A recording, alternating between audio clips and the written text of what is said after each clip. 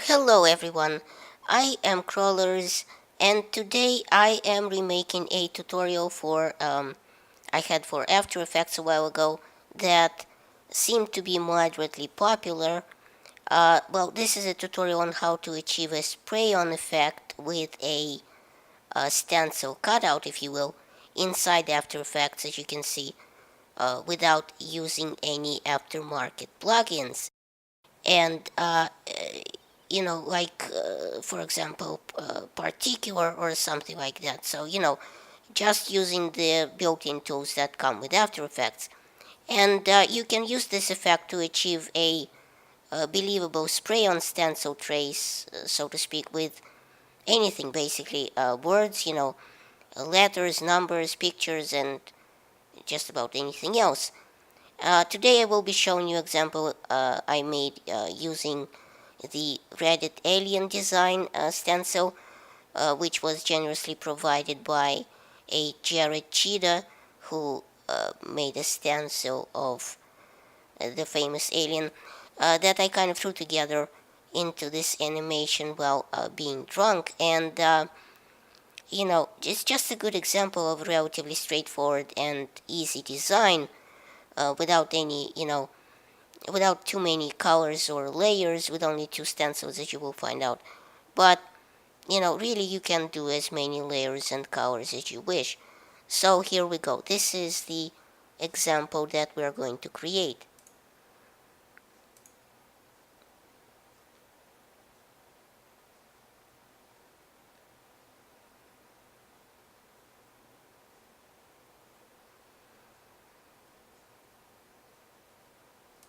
As you can see, it's not very difficult, shouldn't be too much of a problem. There are only two layers or colors to differentiate from, and obviously you can do as many as you wish, as I said. And I chose this design because it's relatively easy to work with.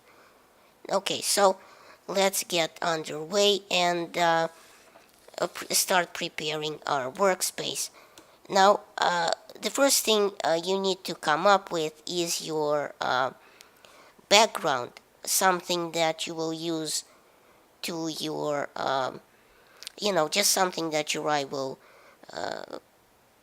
stop at, look at, and you have something that, a workspace that you will use for your spray paint, some kind of background, so to speak. And I already created this background. It's kind of made up of a few crunchy layers of stains and things like that, and parchment paper that I just threw together with some different, track modes, some different opacity settings, some scale, rotation, some different levels and curves. And I'm not going to teach you how to make this background because, this will make this video a lot longer than needed. But it's just a background that I'm going to use for this example. Okay, so next you want to start working on your stencil. And so what I'm going to do is I'm going to create a new composition, call it stencil 1, because we are going to have two stencils, and because we're going to have two layers of paints. Now I'm going to make it 20 seconds, which really doesn't matter how long it is. If it's longer than needed, we'll just cut it.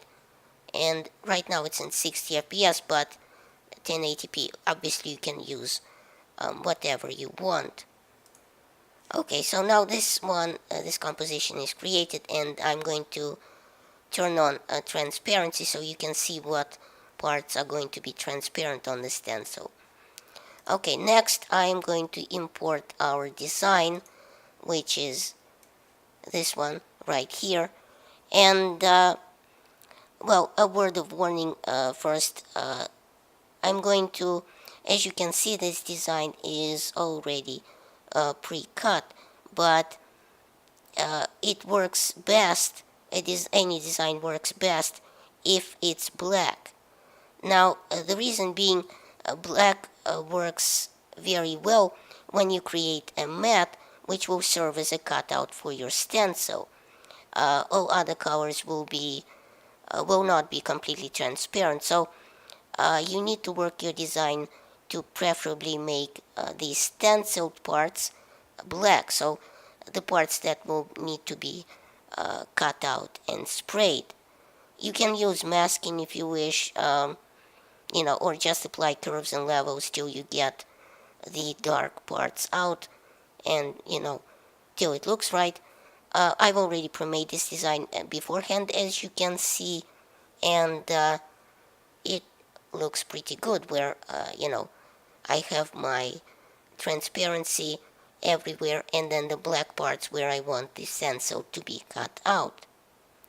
Okay, so now after we've imported this design to our stencil 1 comp, we need to import some sort of texture that we'll be using as our transfer paper, so to speak. Can be anything really. What I'm going to do is I'm going to use this, I'm going to use this paper texture right here, and I'm going to import it to this stencil 1 comp, and this paper texture incidentally came from a video Copilot collection, I believe, grungy textures or something like that. And after importing it to our stencil 1 comp and putting it right under our stencil design, I want to size it and rotate it and place it up on the screen, maybe not completely rotated, not completely upright, maybe give it a little bit of a funky tilt.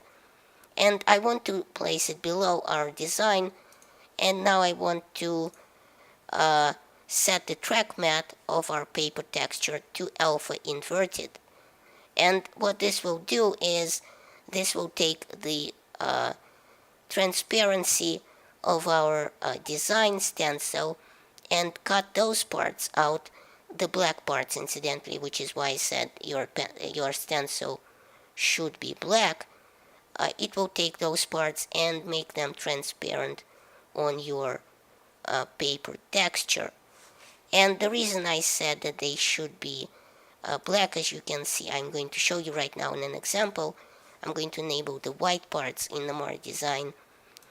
Right now you can see when I went back to the stencil comp, you can see that it is no longer showing the transparency cutout because the background is now white, so the stencil is not entirely black. Well, this, not to worry, if you have something like this in your picture, then it can easily be fixed if you apply the set matte effect to your stencil, and you go to set it to luminance and invert matte, and as you can see, now only the black parts show up as the cutout. So that's a neat, simple trick you can do to get rid of all the other colors except black.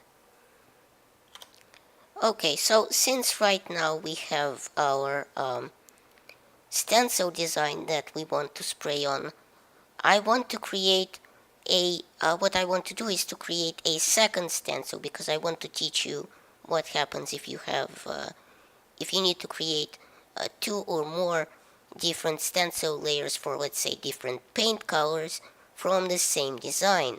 So, you don't have to use different designs. You can use the same design for just different parts of it for the same stencil. Alright, so what am I going to do right now is to select the my design layer, the stencil, and I'm going to take the mask tool, the pen tool, and I'm going to go right here and cut out the part that goes around the eyes. And you don't have to be too precise about it. You just have to cut out the part that you don't want to show up in your first layer as the stencil. Now I'm going to go press M to see the mask that I've just made, and instead of add, I'm going to select subtract. And what this is going to do is, as you can see right now, it will take away that area from the first stencil, which I'm going to just in a second make a second stencil of, just the eyes. So the first stencil, the first layer of paint, so to speak, is not going to include this area, and the second will. And to do that, what I'm going to do is go back to the project panel. I'm going to minimize all this so you don't have to look at it. I'm going to select our stencil 1 comp, which is this one, and I'm going to duplicate it, press Ctrl D, and this makes the stencil 2 comp, which I'm going to open up. And as you can see right now, it's entirely identical to stencil 1. But here what I'm going to do is I'm going to go to stencil 2 comp. I'm going to find the same mask that I just created in stencil 1 comp, and I'm going to set it to add instead of subtract. So as you can see, now I have two stencil comps that are the exact opposites of each other, and obviously you can create as many of these layers as you wish, as we're going to overlay them on top of one another. Alright, so now incidentally, because you have this trace paper entirely too big and obtrusive for your for the reasons that we're going to apply paint to just the eyes, what I'm going to do is I'm going to scale it down some, and let's see, maybe like this, and I'm going to move it up, as you can see, so it will become a trace paper that just goes around the eyes and not much more, so as not to be too obtrusive on the final design when it's applied. Okay, well, so since now I have created my two stencils that I want to use as my design, I want to start putting everything together. So what I'm going to do is create, no, not settings. I'm going to create a new comp, call it final, and I'm going to make it 1080p and whatever length you want, even longer than usual, and I'm going to press OK. Now into this comp, I'm going to drop in my background layer, so as I will just have some sort of a background that I can apply things onto. And now I'm going to drop in here my stencil 1 comp on top of the background layer. And as you can see right now, it is just sitting there. It's not doing anything, it's not being painted on, it's not moving, and nothing else. So right now what we want to do is we want to create a paint effect, a spray on paint effect that we will use as the airbrush for the stencil that will transfer paint right through it and onto the background. So this is pretty much the fun part of this tutorial. What I'm going to do is I'm going to use the built-in function of brush in After Effects, and this paintbrush effect will do quite nicely when it comes to this airbrush effect that I'm working on. Now I'm going to press this brush tool up in the toolbar, and I'm going to double click my stencil 1 layer, so it will be selected as the layer that I want to create my paintbrush on. Now I will go to this brushes window, and I will select, I can fiddle around here with the diameter, the roundness, the hardness, the spacing, pretty much everything, including the color of the paint for this particular job. And if you don't see this window here, just go to Windows and then select Brushes. Now for this particular job, obviously I want the brush to be round since it's a spray. I don't want it to be, thin like this. And incidentally, when it is thin like that, you can choose a different angle to apply the paint to. But I really want it to be round like this, so I don't want it to be quite thin. I think this brush will do quite nicely. It is just over 100 pixels, maybe 120, around there. And this brownish color I have selected. Alright, so now comes the fun part. Basically, you want to drag over this picture with your paintbrush and just kind of freehand it. And when you want to do it, you want to kind of go through the whole picture, cover the whole design, try not to leave spaces. You want to be quite fluid about it because, this is freehanding after all, and what you will be doing in real life, kind of imitating that. And if you go outside the design, don't worry, that will just add kind of randomness and life to the stencil. So this is what I'm going to do right now. I'm going to click apply and just kind of freehand my paintbrush like this. And don't worry if you miss some parts, you can even go back like this, and do this. And if you completely hate it, you can just press Ctrl Z and undo it and just go again like this. And kind of go through the whole design, make sure all of it or most of it is covered, and then let go. And this will create a paint effect exactly where your cursor in the timeline, current time indicator I should say, is at the current time. So if you go to the effects, unfold the paint effect and the brush, you can see here is the brush itself, here is the path that it took, and it begins right at this point. Well, what I should say is you probably want to move it right to the beginning of the layer, because later you might want to do some fiddling with the keyframing, and this will just make it easier. And since you already have your paint effect applied to it, let's go back to our final composition here, and you can see right here the whole design is covered in paint, but it's not doing anything, it's not going anywhere, it's not being applied.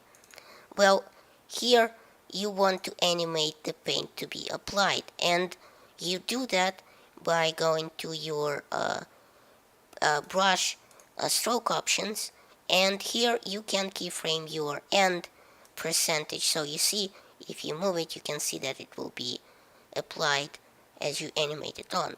So press this stopwatch and set your end to 0 at the time that you want the paint to start. And let's say move the cursor forward a bit, and when you want the painting to stop, you animate it to 100. So what you will see is between the two keyframes, you will see the paint being applied on as you are kind of freehanding it. And by the way, a couple of interesting notes before I finish with this animation spray on thing. A couple of interesting notes about the paint effect. The paint effect has quite a few options here that you can still change even after it's done, even after it's applied. You can change the color, as you can see if you didn't like the color. You can change the size of the brush, make it bigger or smaller, and you can change the roundness, the spacing, opacity, flow, everything, all sorts of things like that. And another interesting thing is that if you made a mistake and sprayed on, let's say, too low, leaving part of the design open, you can actually take the fiddle around with the transformation effects here, as the paint, just like any other layer, has an X and a Y coordinate. So essentially you can move it to better suit your design. So I'm going to undo the changes right now, but essentially you can place it anywhere you want, and you can scale it a little bit, even you can rotate it, you can do a lot of things with it. That I'm going to undo these changes even after it's being applied. Okay, so well, back to the matter at hand and away from the paint and everything like that. Now what I want to do with this stencil 1 layer is apply the set matte effect to it. And I want to do this because I want this layer to be a cutout on the paper that shows me the well, basically the cutouts, the holes inside where the paint will go through, and stop the paint where the transfer paper is applied, because it is going to move off the page off screen in a second, and I'm going to show you how that is done. And now please note your paint is going to be, your paint effect is going to be above the set matte effect, so as not to screw with the cutouts, the stenciling. Alright, so now what I'm going to do is, and as you can see it still animates on just as usual. So right now what I'm going to do is I am going to apply the CC page turn effect. Now this effect actually comes built into After Effects CS 5.5 and above, I believe, but if you don't have it, you can just use transform the X and Y coordinates and just keyframe the paper to kind of move off the screen and then move on to it, and as you spray on and then move off again. But this is the way that I like to do it, and well, this is how I'm going to apply that effect to it. I'm going to press U on this stencil 1 layer so as to see all my keyframes here, and I want that because I want to have a reference of where the spray effect begins to work. I'm going to go just before the first paint spatter is applied, and I'm going to set my fold position of this stencil 1 layer in, well, this CC page turn effect. And now I'm going to go before that a little bit, let's say 30 seconds, it really doesn't matter how much, and I'm going to move the fold position, this basically this target right here, I'm going to move it off screen so much so that when I scrub through our timeline, you can see that this stencil is basically being applied, and then in a little bit the paint begins to flow. And when that is finished, what I want to do is, at the end of this, I want to animate it to go the other way and peel off the our background layer, so as after the paint is applied, we no longer need the stencil. So what I'm going to do is I'm going to go again, press U a couple of times to see my new keyframes, and it seems like right here I need to move it a bit more so that it's applied a bit better, because the corner was not completely applied. Alright, so what I'm going to do is I'm going to go past our paint layer a little bit, which here is our paint layer and it's at 100%. Right here I'm going to keyframe the fold position again, and also I'm going to keyframe the fold direction because I want to reverse it. And what I'm going to do now is I'm going to step forward in the timeline just one single frame, and I'm going to press page down so I go forward just one single frame. And what I'm going to do now is I'm going to reverse the fold position, so as you can see right here. So now the fold position goes the other way, and right now, because the paint, this stencil should still be applied, I'm going to fix the fold position, the target for the fold position, a little bit so that it doesn't change in that single frame that the fold direction is reversed. So right now, as you can see, it is being applied, then sprayed on, then the fold direction reverses, as you can see in one frame, as you can see by this target being moved, but the stencil is still applied, so to the eye you can't tell that the fold direction has been reversed. And right now I'm going to go forward a bit in time, And right now I'm going to move this stencil to be peeled off screen again. So as you can see, what happens is this.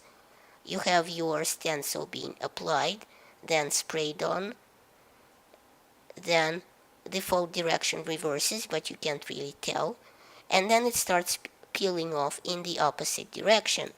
So this is a pretty neat trick that you can use to get the stencil paper, the transfer paper off your screen. So now that this is over and we have pretty much, made this effect work, what I want to do is to create our actual paint layer that stays on our background as the paint is applied, because our stencil layer, and this is our stencil layer, it's going to get peeled off after the paint is applied, and it's not going to stay there anymore. And for this effect to work, we obviously need the design to remain on screen. So what I'm going to do is I'm going to rename this layer as Stencil 1 Top, and now I'm going to duplicate it, press Ctrl D, and I'm going to rename this layer Stencil 1 Bottom. Now what I'm going to do is I'm going to move the Stencil 1 Bottom layer below the Stencil 1 Top layer for obvious reasons. And now I want to change a few effects on it.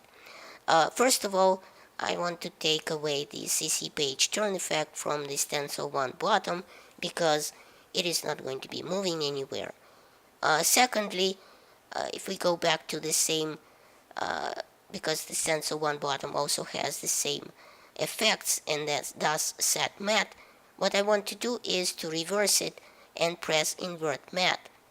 So right now, as you can see, it's doing the exact opposite of the first layer, which is the Stencil 1 Top, or it's basically what happens is the second layer, which is Stencil 1 Bottom, what it's doing right now is basically doing the exact opposite of what Stencil 1 Top layer is doing, and that is getting sprayed on and then just staying there, and it's taking the spray paint from the exact opposite areas that Stencil 1 Top layer is taking them from. So if I don't check off this layer right here, you can see just the bottom layer, and what happens is this.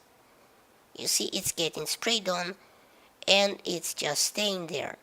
And incidentally, there is some overspray,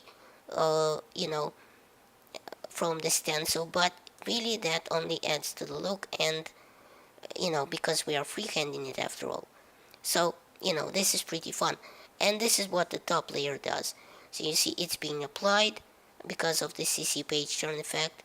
It's getting sprayed on, and the bottom layer incidentally works at the same time as the top layer, and the top layer is getting peeled off, and the bottom layer remains with all the paints and the design on our background layer. And well, basically that's the whole idea of this tutorial, just to create our design which will stay there. Well, right now you can also do a couple of other things to it, like maybe add a roughen edges effect to our Stencil 1 Bottom layer, and obviously scale it down to minimum, let's say 10, and the border set it to a lot lower, maybe 2, maybe less, because we want to create a bit of randomness to our paint, because it's overspray, and paint is not perfect. It's just it will spray under the lines of the design a little bit, and this will give it just a little bit of randomness, and you can decrease the complexity if you want, just fiddle with these settings until it feels right to you. And basically this is the whole idea. And a short side note to the people that fiddled around with the settings of the paint effect in either of these layers after it's being applied to our stencil. The paint effect has to be completely identical in both of these layers, in both of the stencil layers, for the effect to work. So they have to spray on in the exact same place and exact same scale and rotation. So if you change any of these settings, as I said in the beginning, in one of these layers, you have to make sure to change the exact same settings, give them the same values in the second layer, paint effect, in the transformation or flow or color or angle. Anything that you changed in the first layer must be changed in the second layer for the effect to look the same on both of these layers. Okay, so well, because this tutorial has kind of gotten away from me and become way too long for me to discuss the second layer being applied, I will just suffice to say that the second layer, which is stencil 2 that we made, can be imported to our composition, and the exact same procedure applies to it as I did with the other layers. You can just use different color paint, or you know, anything else, or different shape of paintbrush, and you can just move it down in the timeline to be applied after this one completes. And that is pretty much it. I won't cover the exact procedure, but as I said, it is exactly the same as the one before it. So, you apply the CC page turn for it to be, for the stencil to be applied, then paint, for it to be spray painted with paint. You have to apply the set matte effect for it to be transparent, and so on and so forth. And as I said, you can just move it down the timeline. And after that, you can just fiddle around with different things, like add some miscellaneous paint trips. Oh, you see here, I forgot my in my SNU design, I forgot to disable my transparency, and I goofed a little bit. Well, let's see. Here you can basically do a lot of things to make the design pop a little bit, to give it more life. Here I just added a couple of paint strips and masked them out and played around with the expansion of the masks, and just give it different looks. Maybe play with the levels, the curves, some to make the color pop, and so on and so forth. And that's basically the whole idea of what we're trying to achieve here. So I hope you found this tutorial useful. I hope it gave you some ideas that you can use to stencil on different designs, letters, numbers, pictures, logos, anything you want, and however many layers you want. And thanks for watching. Please rate and share these videos. That helps my channel grow. Check out my other videos at the end of this one. And remember, in Soviet Russia, YouTube subscribes you.